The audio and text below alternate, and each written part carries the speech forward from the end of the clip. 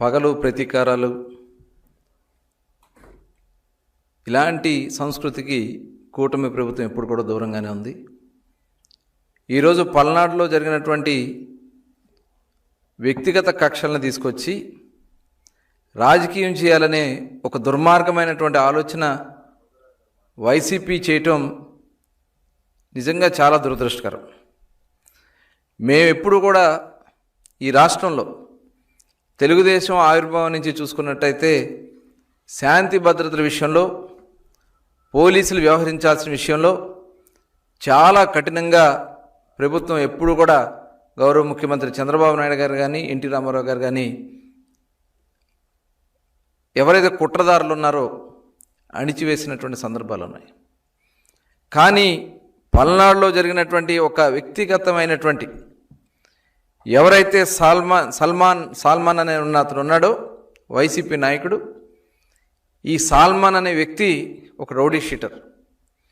దాదాపు సంవత్సరం నుంచి గ్రామానికి దూరంగా ఉండి మొన్న 10వ తారీఖున గ్రామంలోకి రావడం, వచ్చిన వెంటనే అక్కడ ఎవరైతే పేతురు, అతను కూడా మాల సామాజిక వర్గానికి చెందినటువంటి పేతుర్ని గొడవ పడతాం, మొట్టమొదటి సాల్మానే పేతురు మీద దాడి చేయటం, పేతురు తిరిగి అతని మీద తల మీద గాయం చేయటం, హాస్పిటల్లో అడ్మిట్ అయ్యి ఆ గొడవలో అతను చనిపోవడం జరిగింది.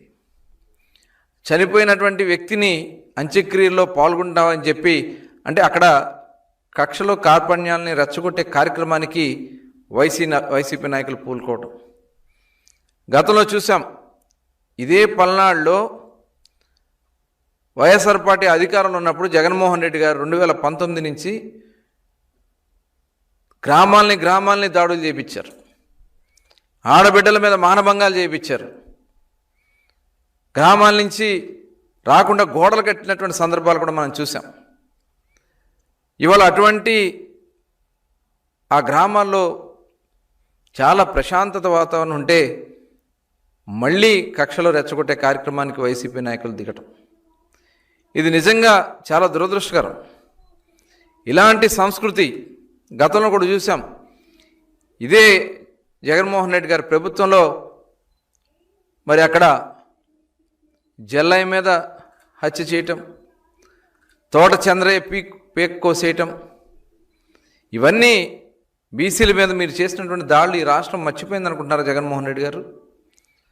ఇవాళ ప్రతిదీ రాజకీయం చేయాలనే ఒక దుర్మార్గమైనటువంటి ఆలోచనతో ఇవాళ జగన్మోహన్ రెడ్డి గారు వైసీపీ నాయకులు బయలుదేరుతున్నటువంటి పరిస్థితి చూస్తూ ఉంటే చాలా చాలా దుర్మార్గమైనటువంటి కార్యక్రమాల్ని మనం అందరూ కూడా ప్రతి ఒక్కరూ కూడా ప్రశ్నించాల్సినటువంటి అవసరం ఉంది.